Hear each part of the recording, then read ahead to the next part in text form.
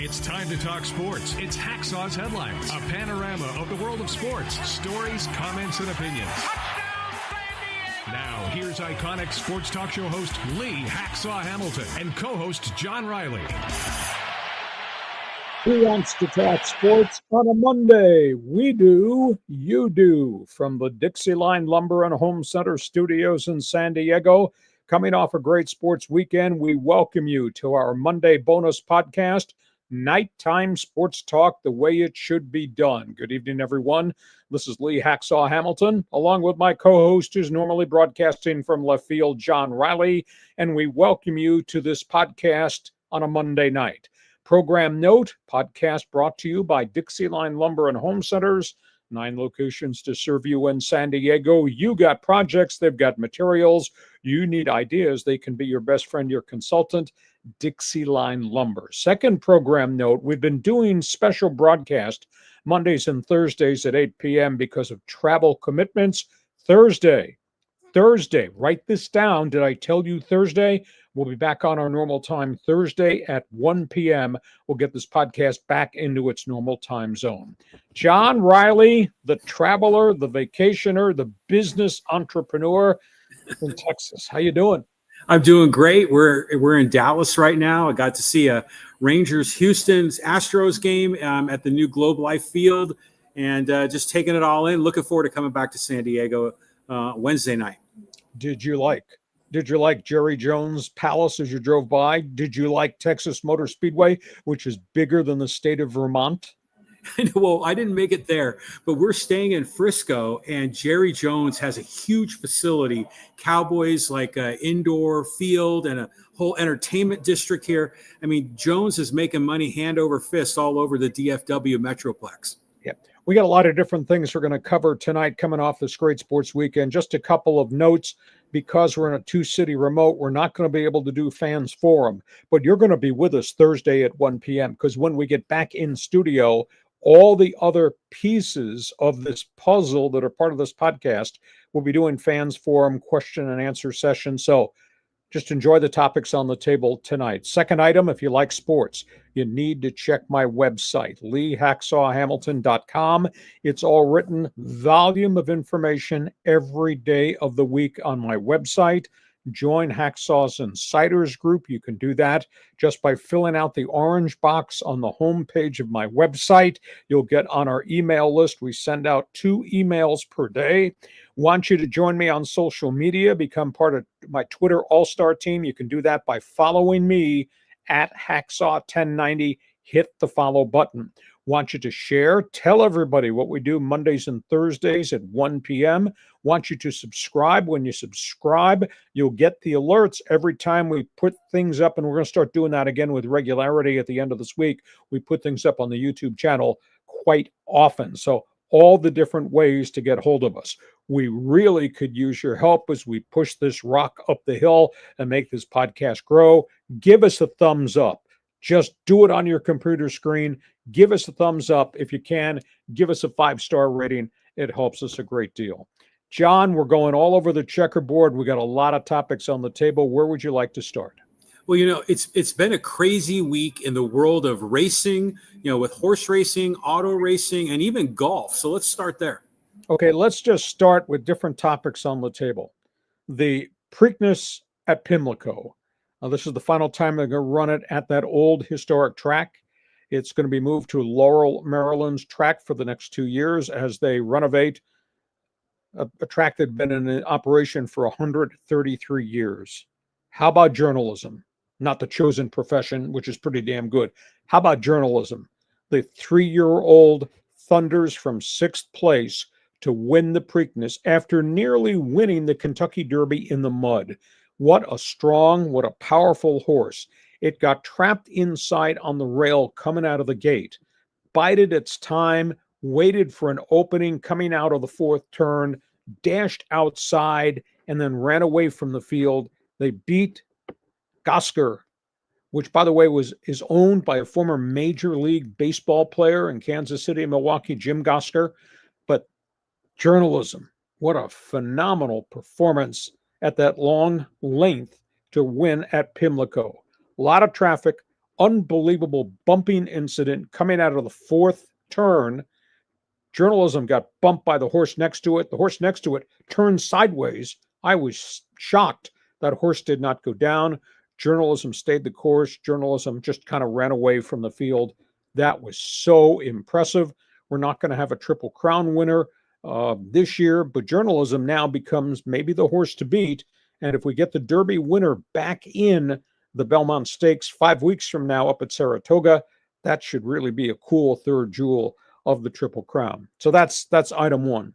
Second thing that we watched on television, I didn't do anything, didn't get off the couch because there's so many great events to watch. The tail end of the PGA Golf Championship. Scotty Scheffler survived the course, survived the high winds. Scotty Scheffler is now the new Tiger Woods. He just rocked and he rolled and he ran away from the field. In the PGA Championships, he blitzed everybody. On Saturday, he had 7 birds and an eagle, and at one point was 12 under par. Tremendous win by Scotty Scheffler. I don't know how anybody's going to beat him because he looks like he's a complete guy. He doesn't burn out. He doesn't make mistakes. He doesn't get rattled. Very impressive there. Third topic on the table. I don't know if you've ever been exposed to IndyCar racing. You should be exposed to IndyCar racing. Indy 500, obviously coming up this coming Sunday. I will tell you, the pressure points and the stress this past Saturday and Sunday, Indy 500 qualifying, just off the charts. And the most amazing thing, those of us who follow racing, we all know who the stars are, who the elite teams are. We didn't know who this guy was. He is part Russian, part Iranian. His name is Robert Schwartzman. Had never run a race on an oval. He comes from the Formula One developmental series. He was a test driver for Ferrari, hooked up with a new team here, new team, new car, new track, never experienced oval, and he ran a 2:32 in qualifying in the final hour to grab the pole for the Indy 500. It was just an absolutely amazing story. It was a weekend of controversy too, though, because Roger Penske's teams, who have dominated IndyCar, many thought would start on the front row this year like they did last year, had all kinds of problems. Scott McLaughlin crashed, wrecked his car. Luckily, got it rebuilt, couldn't get into the race. Then on top of that, 2 of his other drivers got disqualified, were not allowed to qualify for the 500, despite the fact that they ran tremendous practice laps, had an illegal wing on the back of the car that was caught during inspection. And Joseph Newgarden and Will Power, who many thought were going to start in the front row, today were pushed to 32nd and 33rd. They'll start in the absolute back row after IndyCar evaluated what happened with the illegal aerodynamic wing on the back that they made an adjustment they should not have made. IndyCar also fined Team Penske $200,000, stripped them of points in the point race standings, and suspended the engineers of both those race car teams for the Indy 500. It was unbelievable controversy, and this came right before Schwartzman ran his unbelievable 4-lap average of 2:32 to grab the pole. So, John, you're a horse racing fan, you're a golf fan, or I'm giving you the green flag for the Indy 500 fan? Well, just a couple of quick comments on all 3 of those. First of all, the storyline on the Indy 500 guy getting the pole, essentially a rookie. That's great. I'm looking forward to watching that race. It's usually on Memorial Day weekend, right? So it'll be Sunday. It's this Sunday. Okay, terrific. Sunday. I'm looking forward to that. I watched the end of the PGA. There wasn't a lot of drama there at the end. John Rahm really kind of fell off there. He was putting the ball in the water a lot. Scotty Scheffler, you're saying he's the next Tiger Woods. That's close, I'd say. He's been dominant. But I have a question for you on the Preakness. When was the last time that we had a legit Triple Crown winner? I mean, it's got to be many, many years.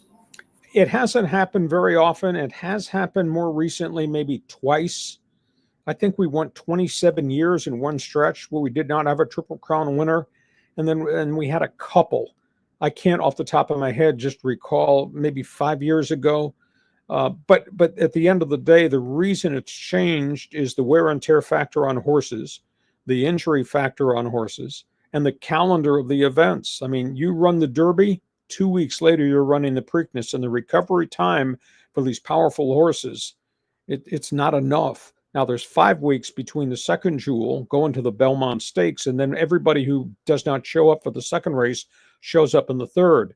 The other piece of the equation is, as important and as historical as the Triple Crown is to horse racing, John, there's a lot more emphasis now put also on the Breeders' Cup that comes up at the end of the year in November. And you don't want to have an injury to a horse that might impact his earning power and getting the Eclipse Award and all that, and have him not run in the Breeders' Cup.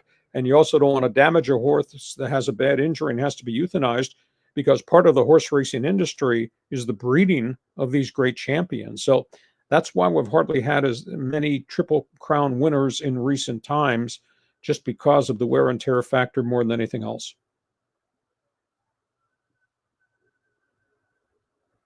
Open your mic.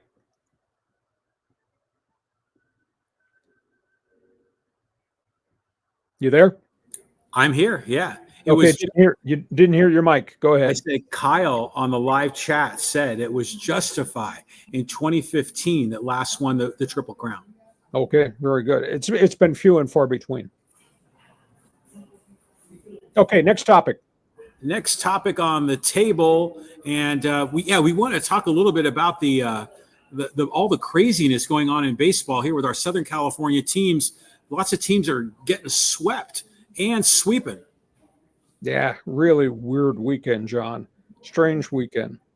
Padres. Excuse me? The Padres lost 3 in a row to Seattle. Excuse me? This was a Padre team that had a great start.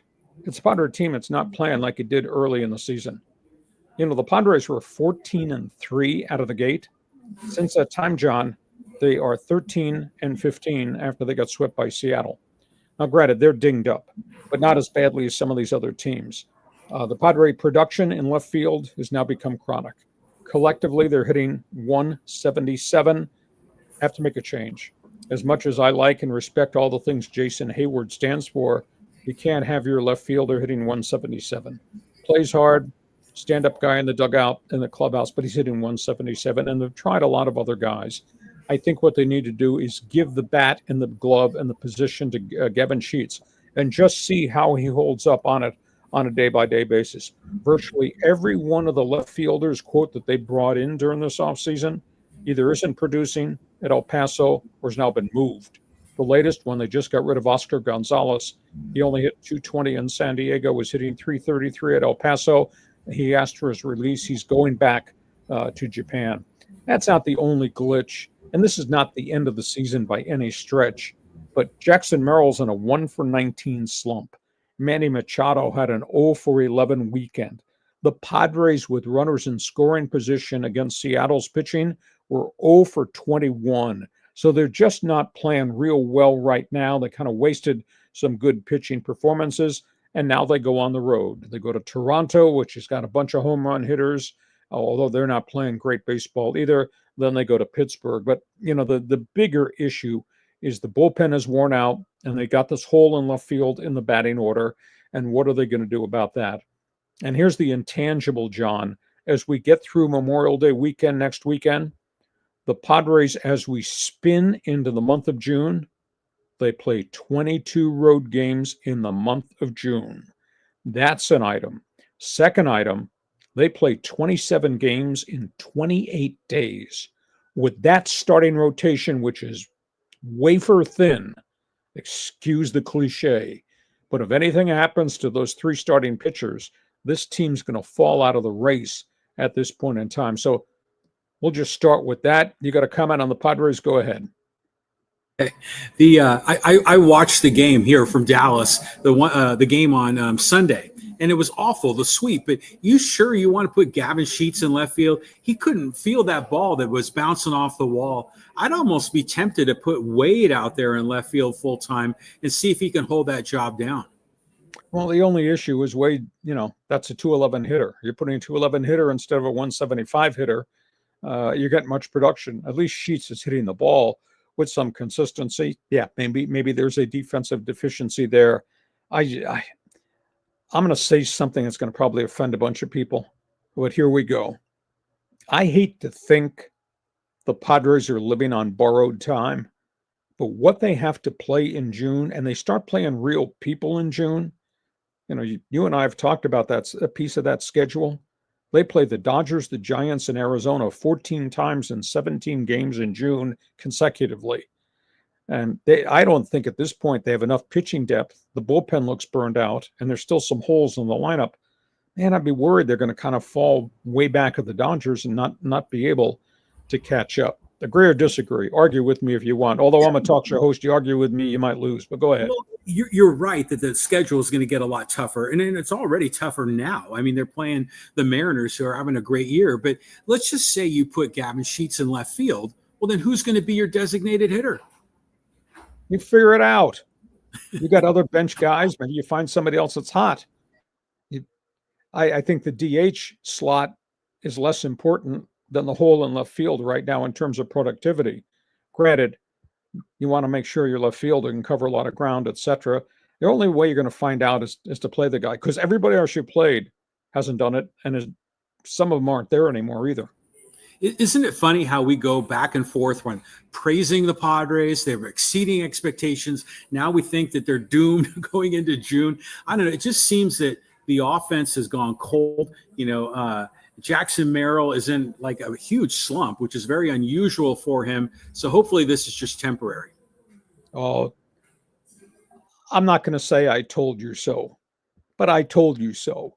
Thank goodness we played who we played the first month and a half of the season, the Rockies and the Pirates and the Angels and some of these other people, because the schedule is going to get tougher starting immediately. Okay, that's Padre baseball.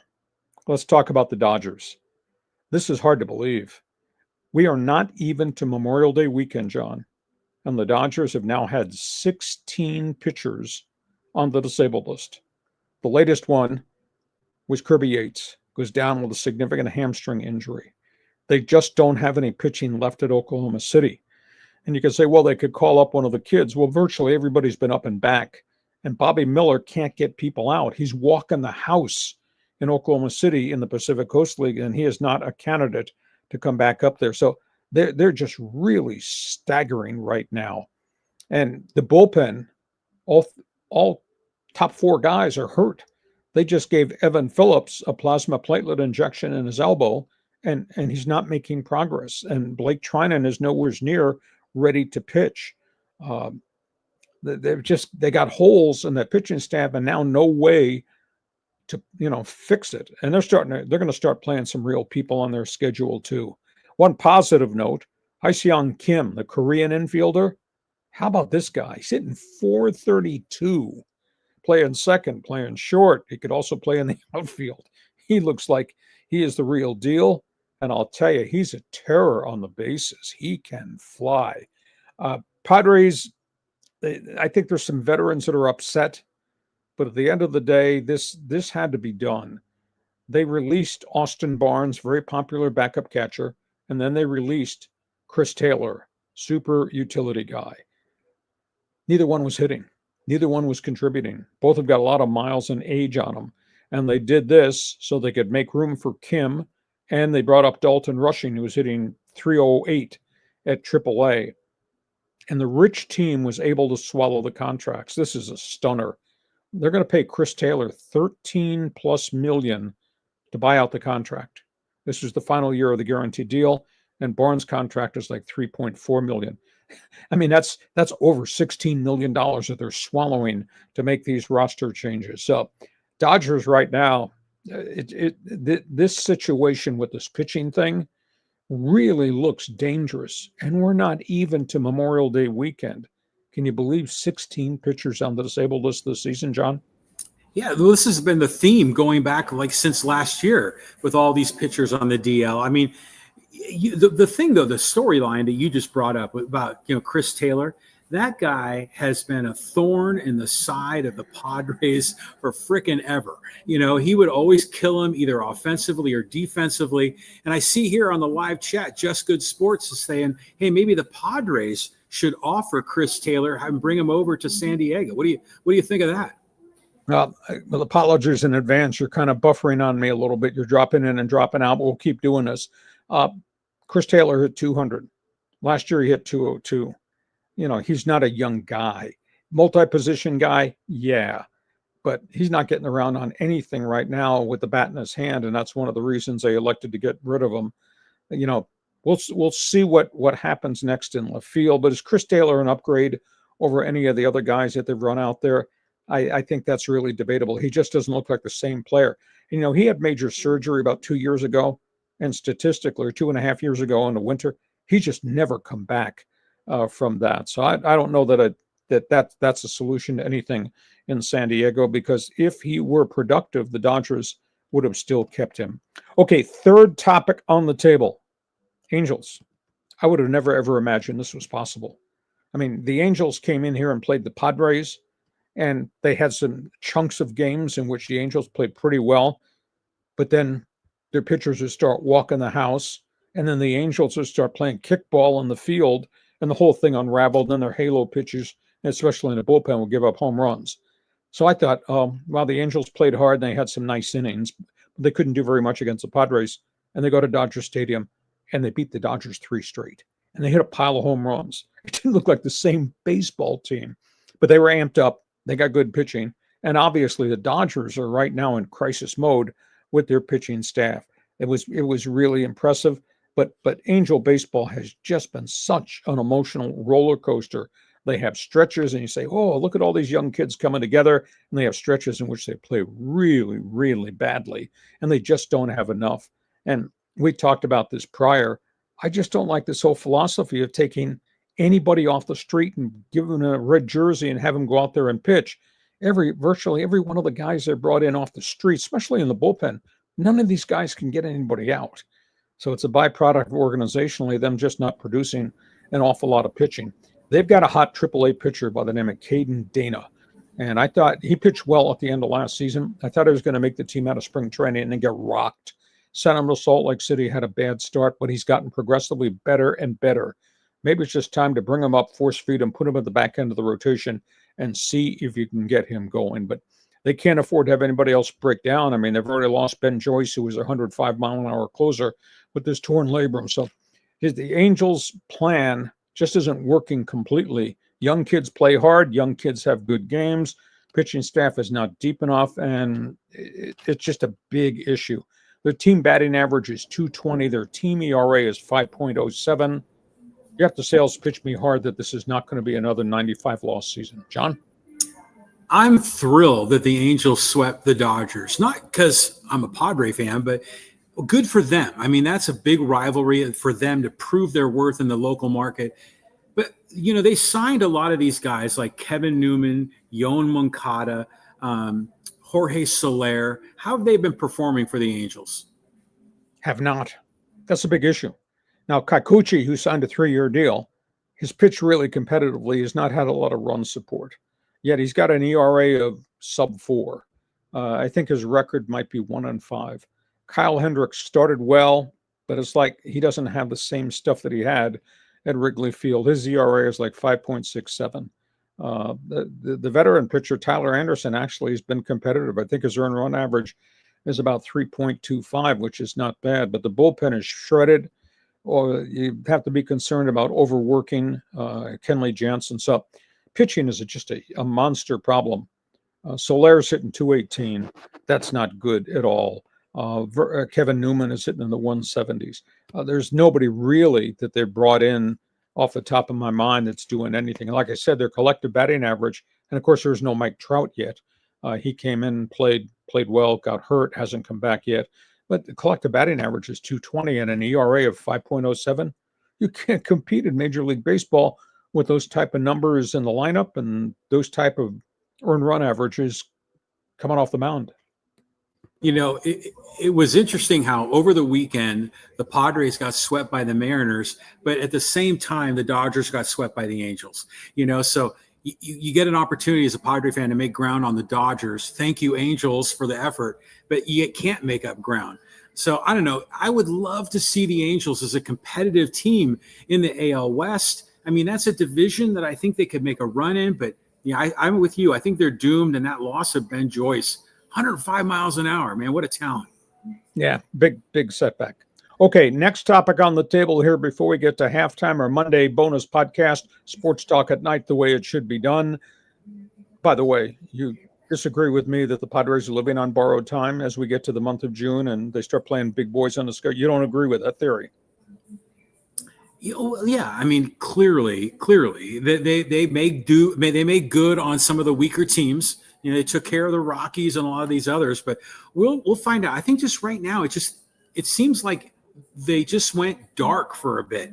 Machado isn't hitting, Merrill isn't hitting.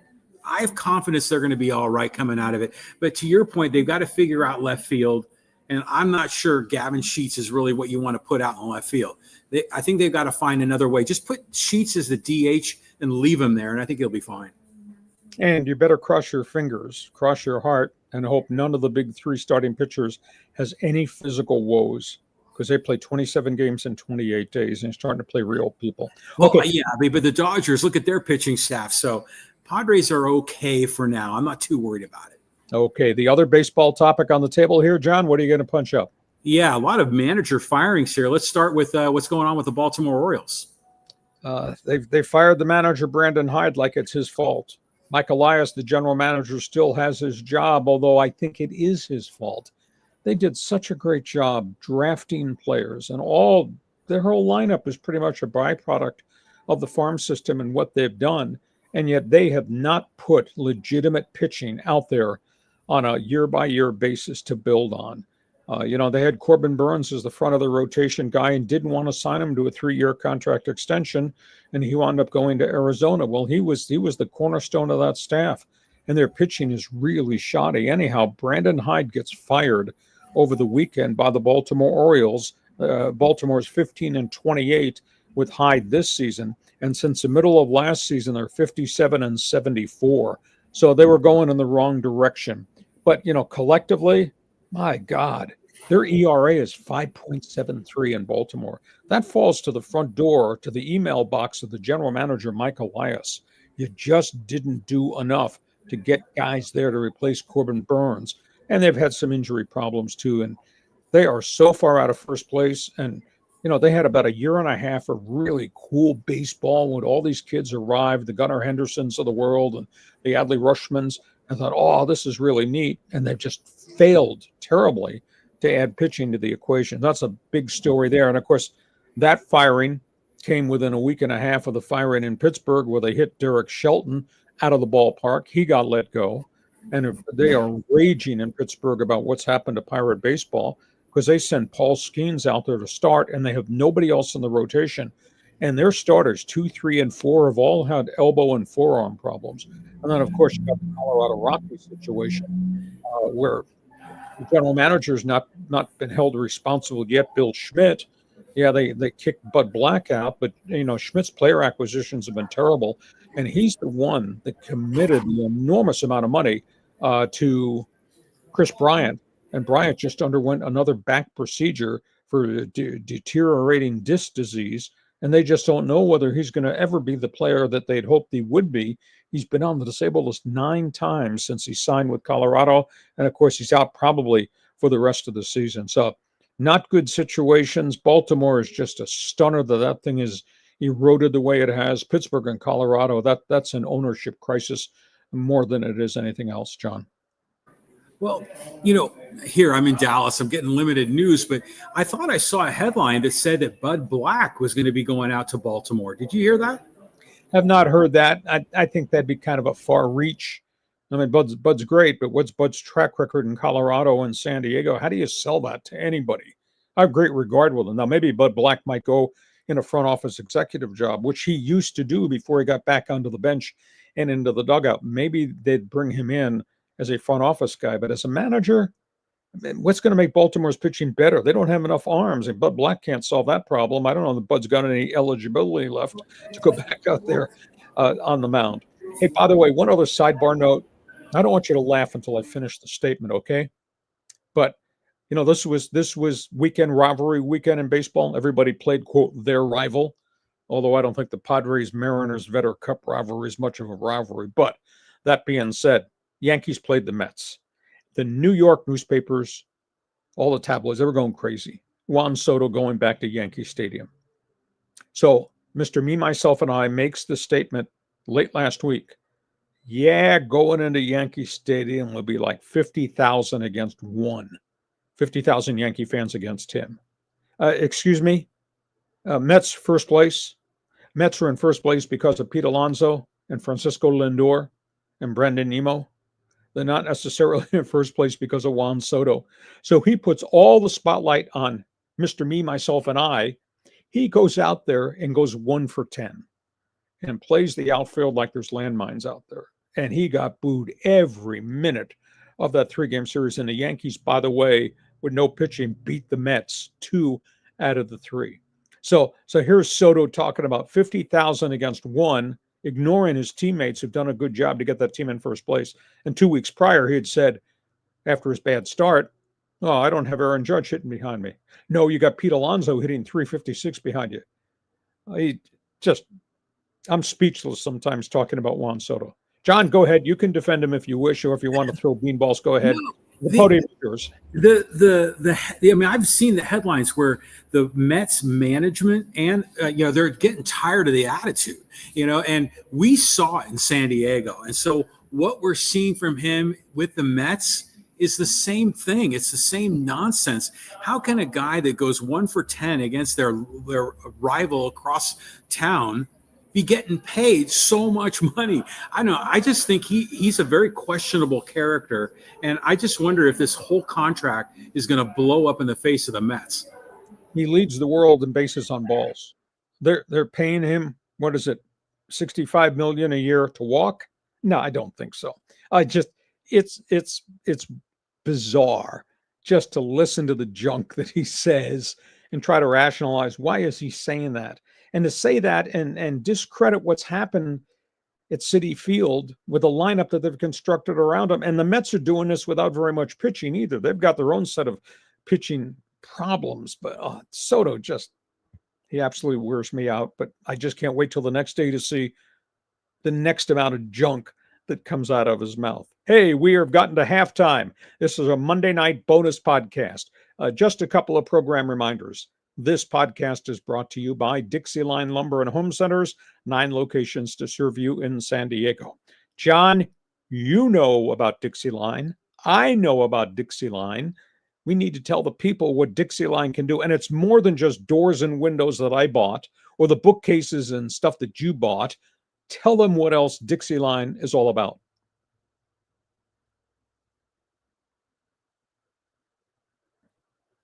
Have to open your mic.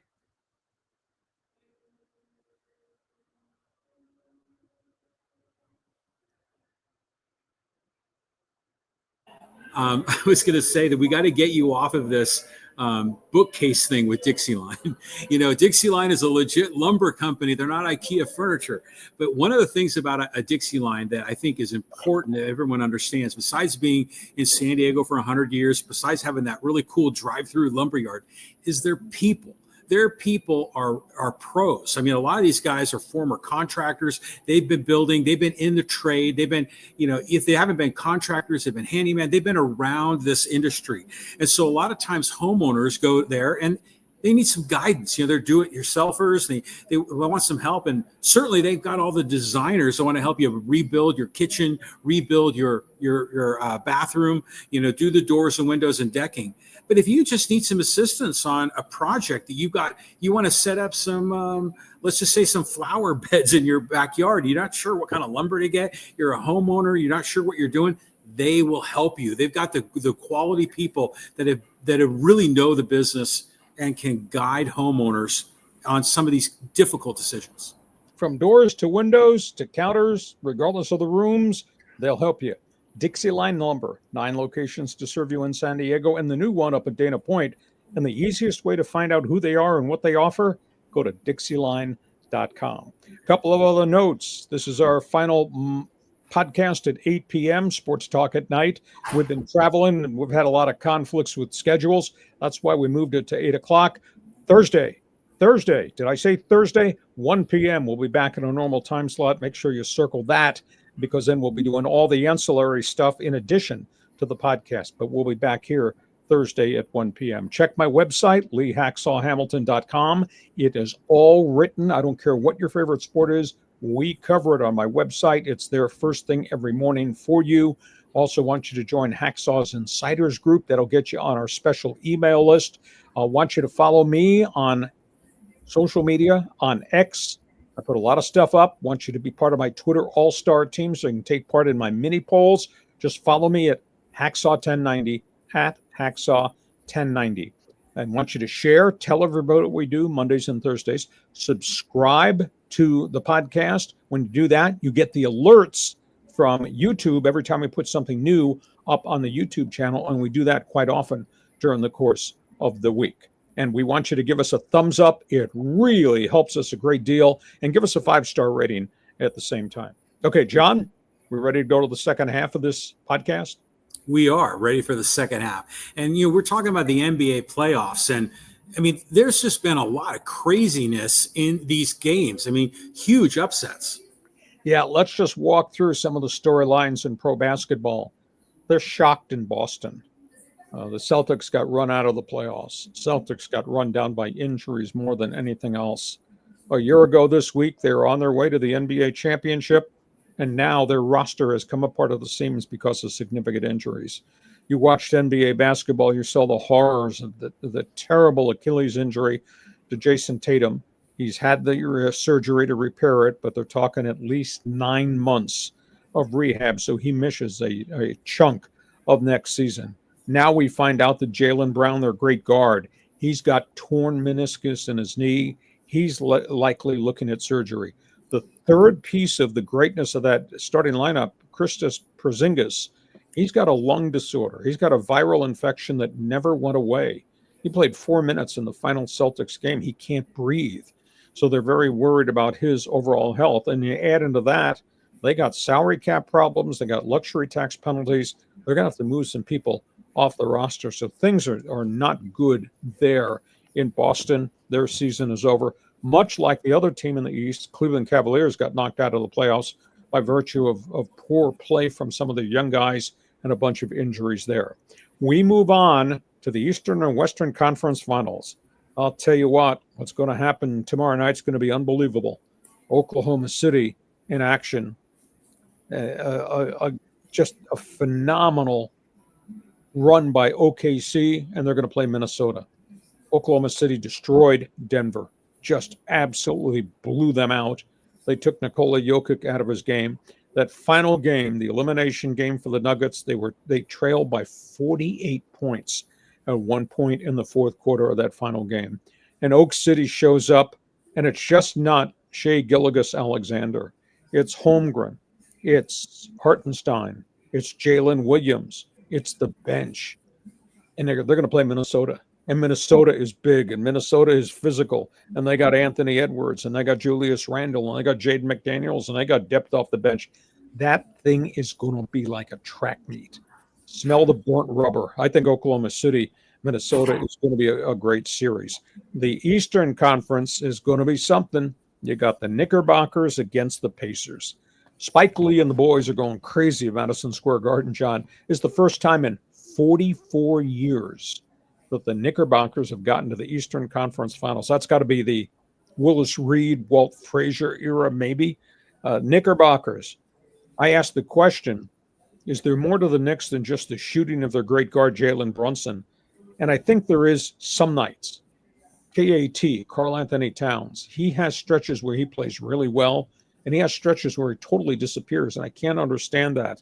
But they do have some other firepower. OG Anunoby, Josh Hart, but can they be consistent? That's the one thing that they have not been offensively. You knew for the most part what you can get from Brunson. The other guys have been a little bit hot and a little bit cold. And boy, they mug you on defense. Tom Thibodeau's defense, they just wear you out and they attack you. Now we'll see if the refs let them bang or whether they're going to start calling fouls. And Indiana, I don't think anybody could have imagined this would happen. They'd get this far, this quick with this collection. They are deep, they are mean, and they are just irrepressible. in terms of their intensity level. And they got obviously Tyrese Halliburton. They got Siakam, who came from the trade in Toronto a couple of years ago. They got an unsung banger in Miles Turner, and they got a lot of firepower off the bench.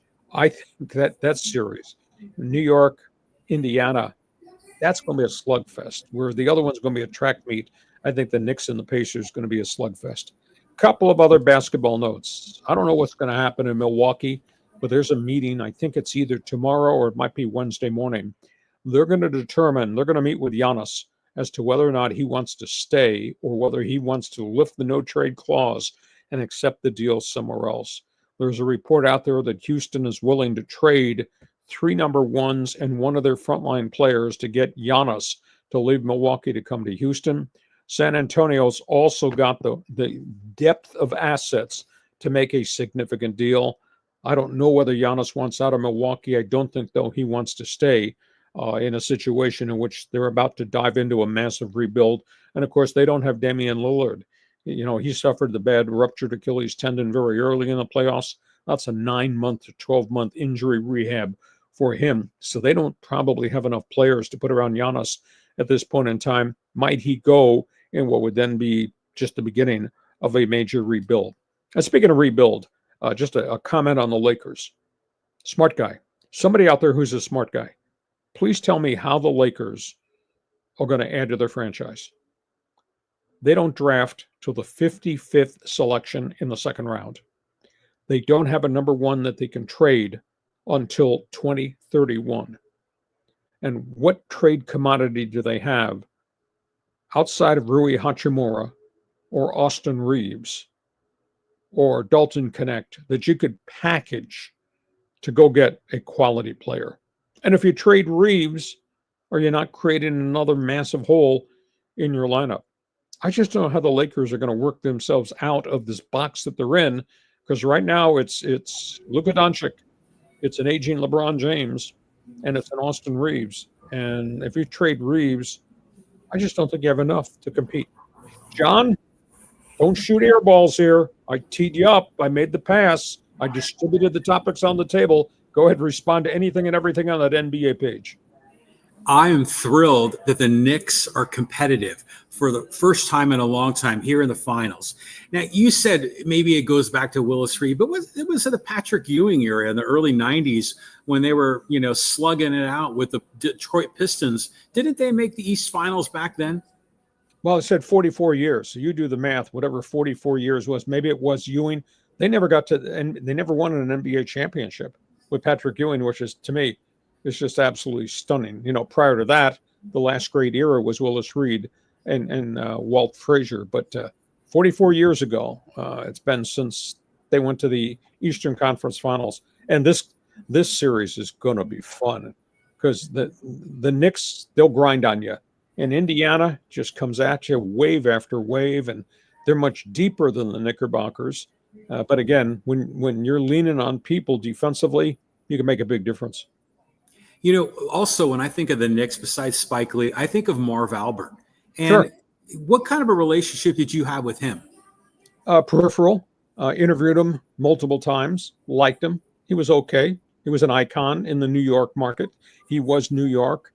I think he was an acquired taste for the rest of the country. But I got along with him. And, of course, the whole lineage of Albert broadcasters. I went to university with one of his brothers, Al Albert, who was a really good hockey announcer. And then, of course, there's Steve Albert, who was in hockey and in basketball. And then, of course, there's the younger Albert, the son of Marv, who obviously does NHL hockey for Fox, etc. So great lineage on the East Coast. Yeah, Marv was kind of a neat guy. And, of course, I got to know him when he was at the peak of his fame. I just think of, like Jordan from downtown. Yes. He was the one that had the copyright on downtown, and they still use it today. That's so great. And then, by the way, I'm really happy, too, that Chet Holmgren has turned into a quality player, because we knew he was great at Gonzaga, but I just wasn't sure if his lanky, kind of gangly frame was going to be tough enough in the NBA, but he's making it work. He's pretty athletic. He's still gangly. I'm surprised he's not bigger in the upper body 2 years into the mission. of being a pro basketball player, but he's not bad. I'll tell you what, for a guy that's not Hulk Hogan, if you will, he's got no fear. Man, he goes in there and he gets busted and he gets knocked down and he gets back up and he plays really, really well. What do you think about Oklahoma City, Minnesota, huh? Is that going to be a track meet? Oh, yeah. I mean, that's going to be a great series as well. I mean, for me, I'm going to be rooting for Oklahoma City just because, I mean, an NBA championship out of Oklahoma City would be spectacular for that state and those people. Minnesota, though, besides Anthony Edwards, and you get a little bit from Rudy Gobert, but what else is there with that team? I mean, can you really depend on Jalen McDaniels to carry you? I don't know if they have enough firepower to beat the Thunder. Those guys do, when they get hot, they do hit a lot of threes. And Jaden McDaniels is kind of a piece of that equation. And Julius Randle, as unorthodox as he looks sometimes offensively, he can stroke it from a lot of places. And, of course, Anthony Edwards, he's not afraid to take it to the hole. He's not afraid to stand out there and launch. It's just which Minnesota team shows up. If they're not hitting threes, then they're in a world of hurt. But if they hit threes, God, they can burn you really badly. But of course, the flip side is Oak City's got so many good athletes. I just think this is going to be a high-scoring series. Defense might be optional in this one. Hey, by the way, I got a sidebar note for you here. I don't know if you caught any of this, since there was nothing on TV to watch. WNBA opened the season, and that was the Indiana Fever, a.k.a. Caitlin Clark. That was the Chicago Sky, and that was with Angel Reese. And they played hard, and there were some hard fouls, and there was a lot of whining. And then there was interaction between Indiana fan and Angel Reese. Unfortunately, some of it had to do with racial slurs. Angel Reese was whining and crying about she got hatcheted by Caitlin Clark, and Caitlin said that's just hard foul basketball. Anybody could do it. And then the TV network showed video of Angel Reese two-handing, slugging a player last year. And so Angel Reese is just whining and crying about, I got fouled. It was a flagrant foul. It was intent. And yet the TV network showing Angel doing the exact same thing to other people. I mean, it was pretty good TV, although Indiana and Caitlin destroyed Chicago 93-58. But, man, there was a lot of whining and crying. Way to set the stage for the first game of the season on WNBA. This storyline's going to continue. Yeah, I mean, I like the matchup. I mean, it's like the Bird Magic kind of situation in the 80s with Caitlin and with Angel. But the racial, slurs coming from the Indiana fans, I mean, come on. I mean, what are these people thinking? I mean, it's grow up for once and for the heck of it. Yeah, we should have, a handkerchief night for Angel Reese. She just whines and cries all the time. But don't go over the line. Your purchase price of that ticket to sit in the expensive seats for the Indiana Fever does not entitle you to pull the race card out to throw it in the direction of the Chicago Star. But I'll tell you, this rivalry is going to be kind of cool. And that was just the first game of the season. Do you think she was whining more than, say, LeBron or Luka or any of the other NBA stars? Well, those guys cry all the time. She was crying all the time that this was a flagrant foul. I know when the network pops up the video of her two-handing, shoving somebody to the floor right underneath the basket stanchion. Come on, Angel. You think that the world doesn't know how you play sometimes too? It was amazing. John, you got one other basketball item here you want to talk about? Yeah, well, basketball. I mean, you want to talk about San Diego State? Is that where you're going here? Yeah, let's talk about the Aztecs. There's three storylines here for San Diego State and Snapdragon Stadium. Decision time is coming. This is pretty impressive, what Miles Bird did at the NBA Draft Combine Camp in Chicago. He played back-to-back games. He went 13 points one game, 14 points another game, but it was more than just points. He hit three-point shots. He distributed the ball. He rebounded. He handed out assist. He really played complete basketball. And maybe this is a byproduct of him working intensively for about a month through his agent with NBA players and coaches on the side, because he really looked like a very different basketball team in terms of intensity level. I think by virtue of what he just did in Chicago, John, I think we're going to be saying goodbye to Miles Bird. And I didn't think he was anywhere near ready to be an NBA player, but he's obviously taken a leap in confidence. He just played with much more intensity and much more completeness completeness at the Chicago draft camp. So that's the basketball story at San Diego State. The second piece of the equation involves Aztec football. They've had so many players go through the turnstile on the transfer portal. They've really been hurt. Now, they think that they hit the jackpot in a quarterback situation, getting Jason Denegal from the University of Michigan. He had a really good spring, and obviously wide receiver. They just picked up a Pac-12 running back. He actually is a San Diego native. Byron Caldwell started at Oregon, went to Cal, in spurts played really well. He's had 2 significant injuries. Anyhow, he's transferred back home. He's going to be an Aztec. He's got 2 years of eligibility left. Big, physical, explosive kid. Played his high school ball here in San Diego. So that's a piece of good news because they're a little bit thin in the running back department, and he's a bigger body guy. So that's good news, Brian Cardwell. The third item has to do with Snapdragon Stadium. It's great that it's a home of the Aztecs. It's phenomenal that it's become the magnet for soccer teams to play their home games there. John, I don't know if you cut agronomy class at UCSD.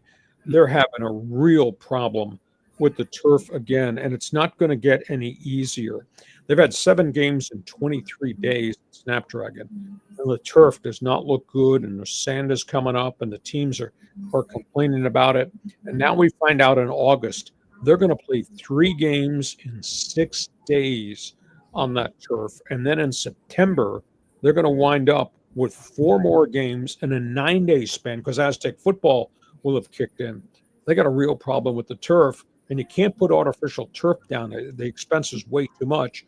And to continue to pull turf up and put new turf down, it needs time to be watered and get planted. So they have not solved, because of the amount of usage in the shiny new stadium, they've not solved the turf problem there. So, John, that's what's going on from the Aztec Montezuma Mesa corner of the world. Your reaction?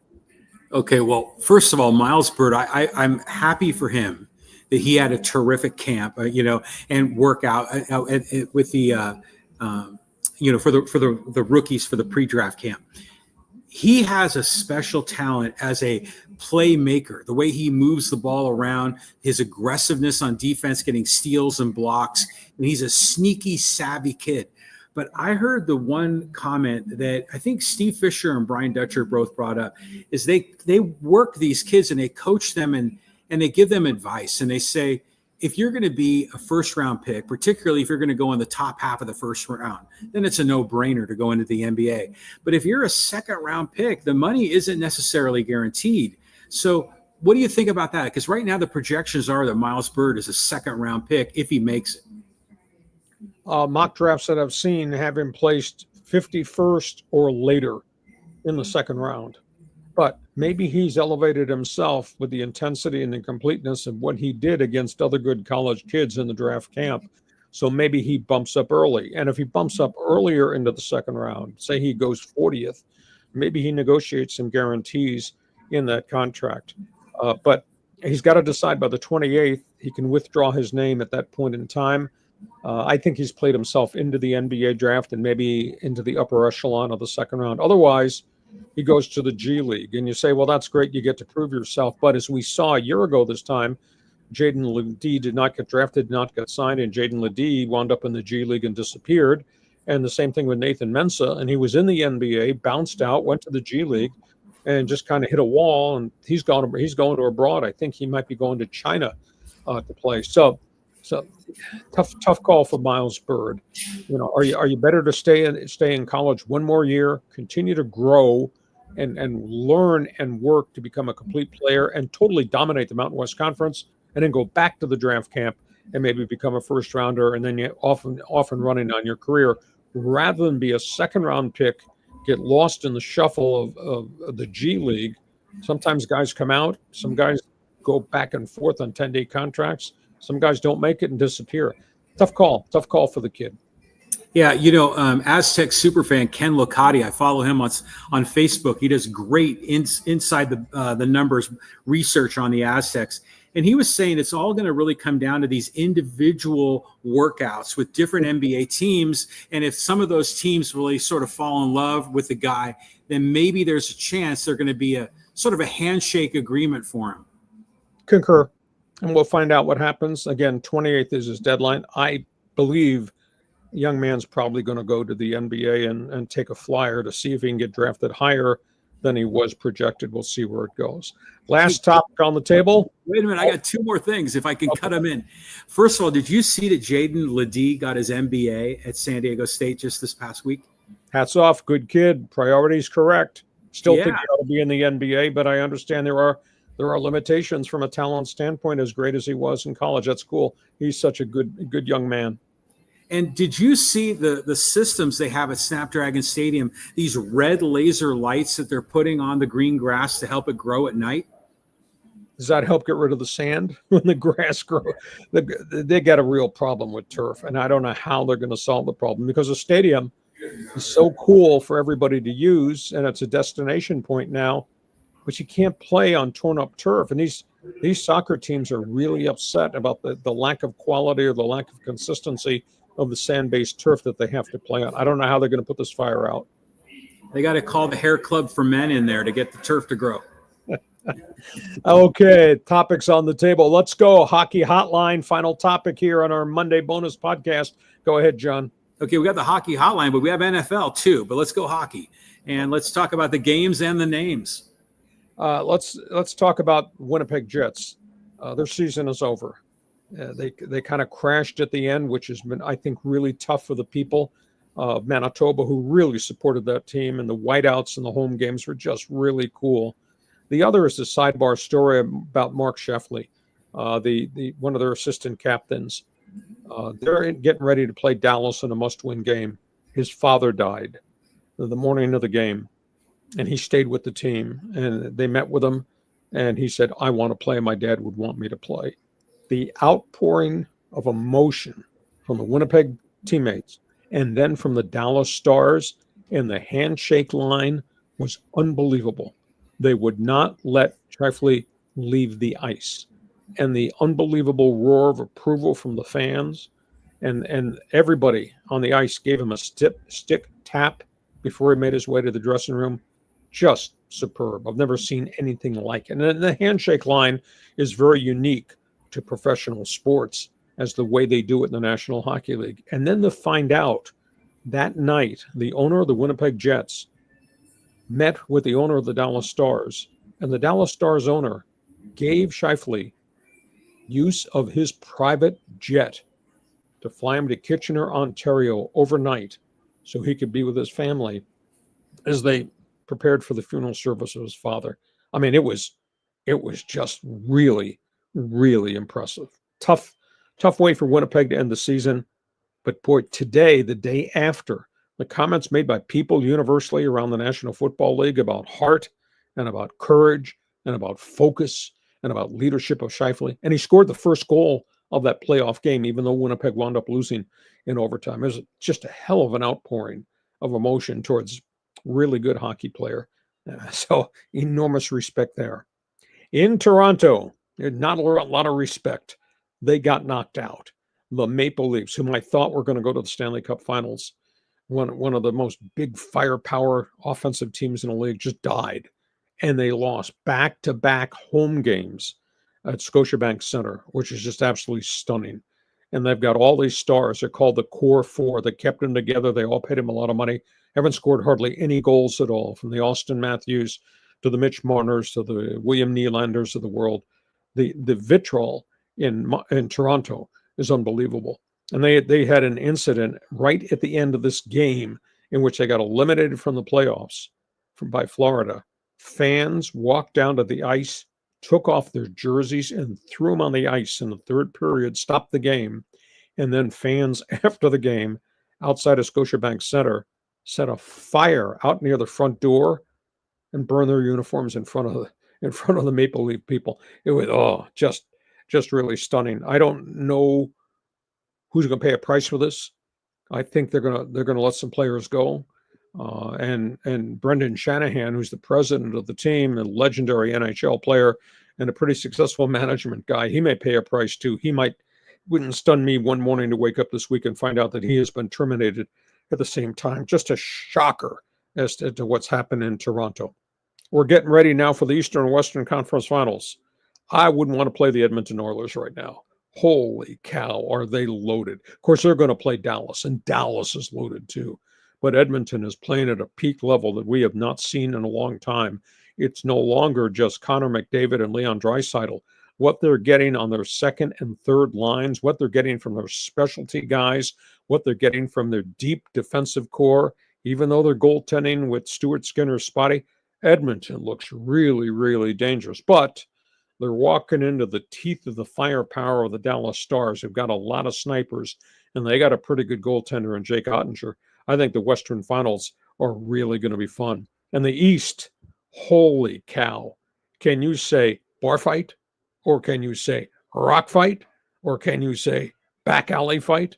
Florida, Carolina, take no prisoners. These two teams are carbon copies of each other in terms of size, fierce forechecking, amazing penalty killing.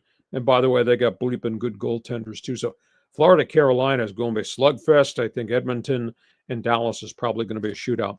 And the last topic on the table, we've been talking about this lawsuit, this trial, this rape trial involving players on the 2018 Team Canada junior hockey team. 20-year-old woman said she was gang raped by as many as 5, if not 10 players on the Team Canada team. The judge, just before the first day of testimony, declared a mistrial because there was contact made with a juror. So they reseated the jury, put new jurors in, and they went through 9 days of testimony with this woman on the stand, and it was really ugly stuff. And then he dismissed the jury on Friday night, saying the jury had been tampered with after somebody had made a mockery joke about one of the jurors. One of the defense lawyers made a mockery joke. The judge dismissed the jury, and the judge told them, be back in court on Tuesday. It is now a judge-only case. I will make the verdict. I don't know where this is going to go. There are 5 players. A couple of them are NHLers. They could be going to prison for 10 years if found guilty. I've never seen a story like this where they dismissed they created a mistrial before the first day of testimony, hired the new bunch of jurors, and then released all the jurors because of what one of the lawyers said.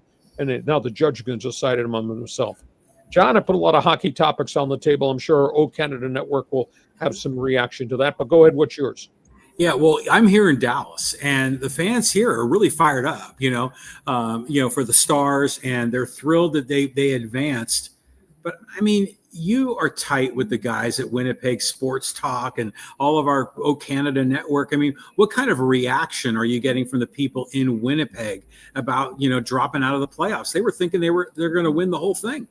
Well, their goaltending got shaky for a little bit, and then they had some injuries. They lost one of the defensemen, Josh Morrissey, who may have suffered a very serious injury. I'm not sure if it was back or hip, but that hurt them.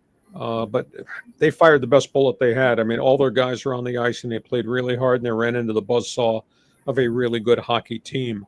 But at the end of the day, I think everything changed with this final game over the weekend with the Scheifele story showing up, because that's all anybody was writing about or talking about, and obviously during the course of the broadcast. So I do stuff on Friday for the Winnipeg All Sports stations, so I'll be talking to them at the end of the week. But I was kind of stunned, but man, my whole focus was Scheifele and what he did as a human being, as a leader of the team.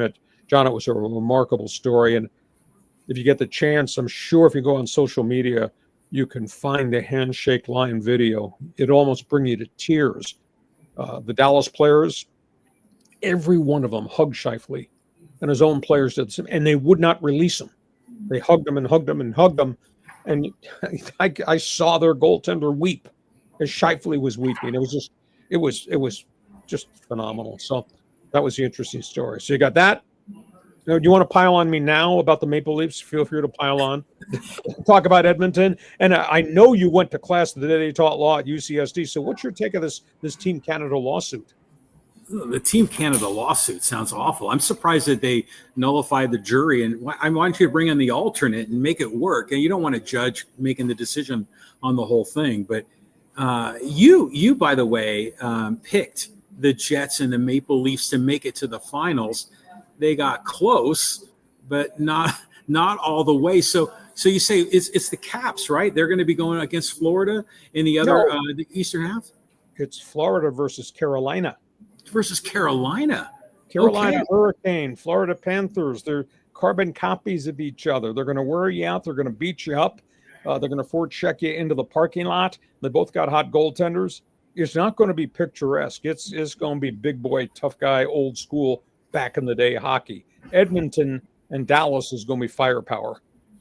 Yeah, I mean, it's going to be. I mean, the NHL playoffs are a completely different breed. And by the way, the one comment I wanted to make on the Jets and that handshake line, do you get a sense that the character of NHL players is a lot different than the character of other kinds of professional athletes? I think the most interesting thing is that they spend these best of 7 series and they beat on each other. And there's some cheap shots along the way. It's not very many fights, but there's a lot of junk that goes on. And when they get to the 20-minute mark of the third period of the final game, they go out to center ice and they salute each other. It's a tradition that I think probably goes back to the 50s or 60s. I don't think it goes all the way back to the 1920s and Eddie Shore and all that old-time hockey. But it's the most unique tradition I have ever seen in terms of actually standing in line and waiting for everybody to shake everybody's hand. And then you add on to that what happened at the end of the Winnipeg-Dallas series and the group hugs for Scheifele and what he did within hours of his dad's passing. And I had somebody email me and say, boy, that was tough. Why would he even do that? Well, sometimes you need a safe haven. And I think his safe haven, and he said through the coach, because he did not speak to the media the day of the morning skate before that game that night, he told the coach, my dad would want me to play. So yeah, that's why he went and did it. And when you get a chance, go on social media, just find Winnipeg Jets handshake Dallas Stars. John, you won't believe it. Almost bring tears to your eyes. They're just so emotional and so classy to watch. Beautiful. I'll check it out. Okay, those are topics on the table. Just a couple of reminders. Hold on. That's right. I'm sorry. NFL Notebook. I got brain. Yeah. Let's bring up the NFL Notebook. We had great podcast on the road till tonight, and now we're just kind of all over the road. NFL Notebook. You need to rationalize this. 49ers signed Brock Purdy to the extension. They got about 3 players who are going to earn all the money on the salary cap. $53 million a year for Brock Purdy. Signed this contract over the weekend. Really good football player. Don't know they're going to have a real good season this year because they're in a little bit of a rebuild, a retool of the roster, but he gets $53 million. So that's the 49er issue. Cincinnati. I don't understand Mike Brown on the way he's doing business. They're jerking around their Pro Bowl defensive end, Trey Hendrickson. You know, he's got 35 sacks in the last 2 years. This is the last year of his contract, $15 million. He's grossly underpaid. He's outplayed the contract, and they refused to sit and negotiate an extension with him that would pay him, quote, state-of-the-art money. And the Bengals vice president of negotiations, Karen Blackburn, said, you ought to be happy with what he's getting. Excuse me, everybody in the NFL who's a superstar usually gets the last year of the contract extended out.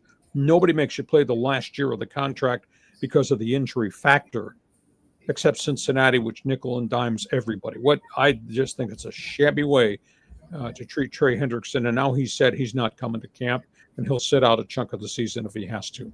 The third item has to do with the Pittsburgh Steelers. And, you know, Pittsburgh, we are sitting here now in minicamp, in OTAs, and there is no Aaron Rodgers sighting. If he wanted to play, I would think he'd want to be in Pittsburgh, digesting the entire playbook, bonding with Tomlin and the other players on the roster, and he's not there. And now if Pittsburgh is going to play Mason Rudolph and Will Howard, and those are going to be your quarterbacks, okay, You're probably not going to have a winning season for the first time in Tomlin's run. But if Aaron Rodgers wants to play, why the hell is Aaron Rodgers not there through all the OTAs and laying the groundwork of what this team with him as a leader would be? I find this whole thing absurd. Also, I was told that he wants 20 million plus incentives. Pittsburgh is offering 10 million plus incentives. So maybe it's just a dollar value. But Aaron Rodgers is age 42? I think that's a big issue. The Green Bay logo. This is coming to a vote. NFL owners are going to owners' meetings, summer meetings next week. They're going to vote out the tush push. That's what I hear is going to happen. That the league is now going to impose. They've reworded the whole bylaw that there will be no allowed a push or pull on any offensive player at any part on the field. It's just not a goal line situation. It's any part of the field. And the Detroit Lions made a proposal as it relates to kickoffs. As you know, they've changed the whole kickoff rule. The Lions made a proposal that anybody should allow to use or to try an onside kick at any point in the game, not in the fourth quarter, not if you're behind by so many points, but the onside kick can be used anywhere. What I hear is that rule is probably going to pass. So, John, that's a quick look at the NFL Notebook. Your response.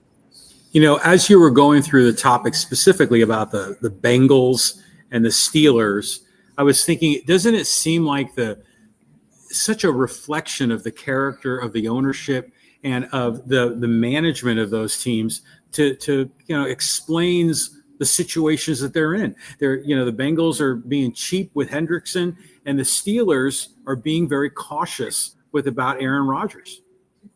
Well, the Bengals historically have been cheap with everybody.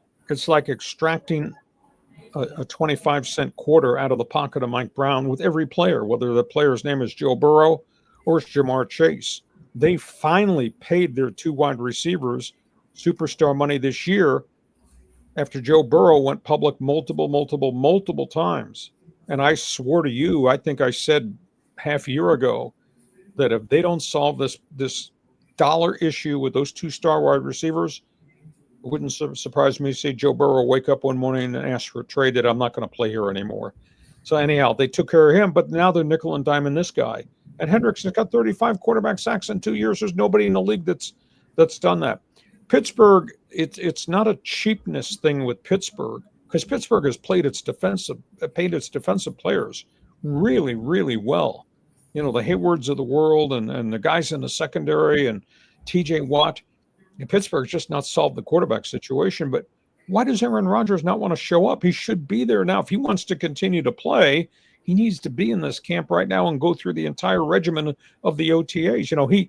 He jerked around with the Jets, and he didn't show up until training camp opened, and he was not up to speed. And then, of course, he got hurt, and it turned out to be kind of a crummy year and a half relationship there. So Pittsburgh's set of circumstances, I think, is different than what Mike Brown does. Well, at least from my perspective, it seems that the Pittsburgh Steelers, I don't know, do they really want Aaron Rodgers? I mean, is that a quarterback that Mike Tomlin really wants to deal with? I mean, they don't like prima donnas in Pittsburgh, do they?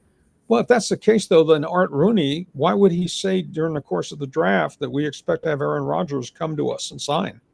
Why would he even bring up Rodgers' name if they, quote, don't have any ownership interest in him? They're waiting for him to make a decision, but why is Aaron Rodgers dragging this sucker out so long? Doesn't make any sense. No, nothing with him makes any sense.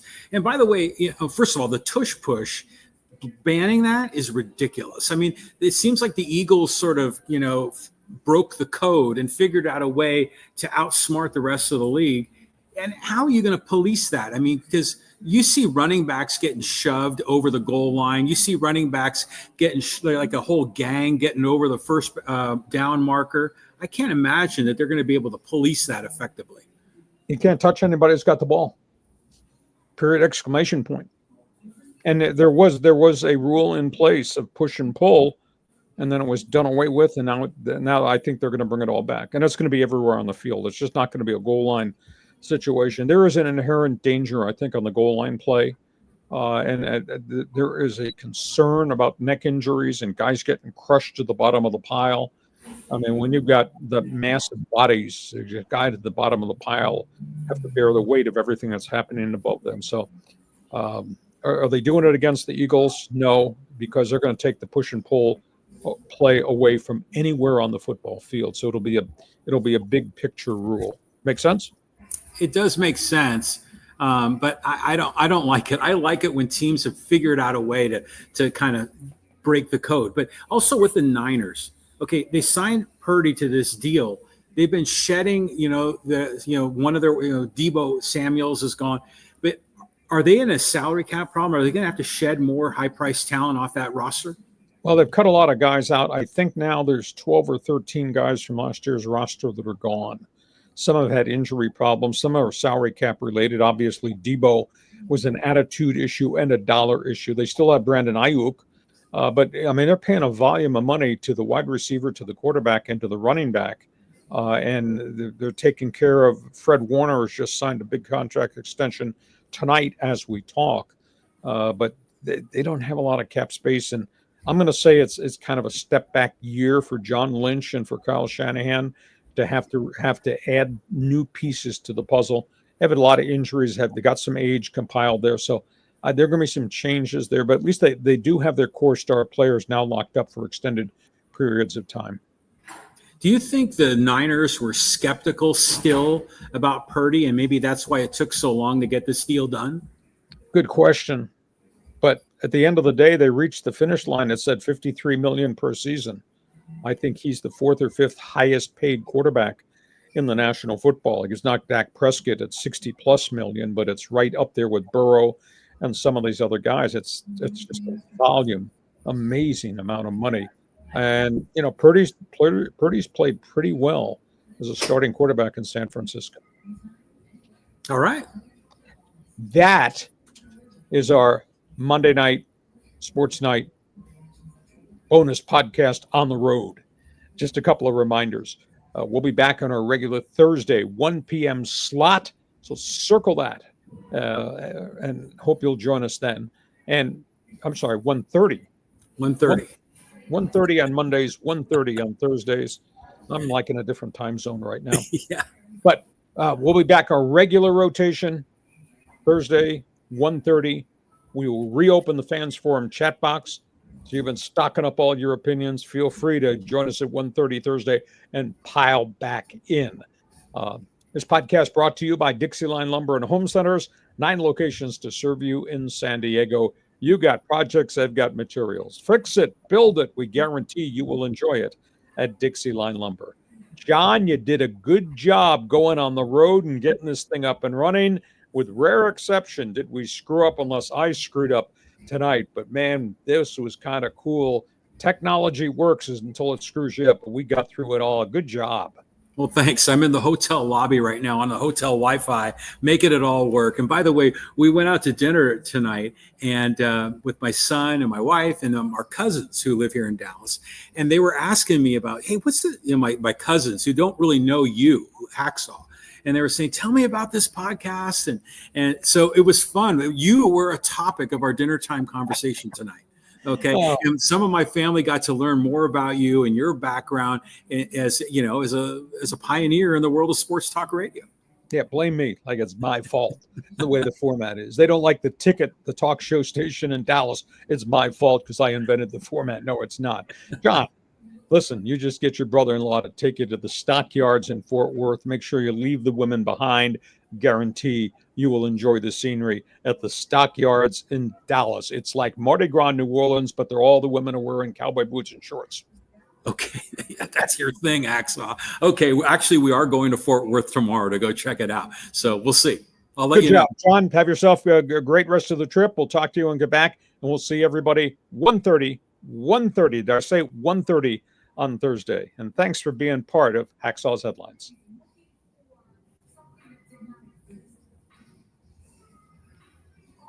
Join us again for Hacksaw's Headlines on YouTube, Facebook, and Twitter. And find the audio version on your favorite podcast apps. For more content, go to LeeHacksawHamilton.com.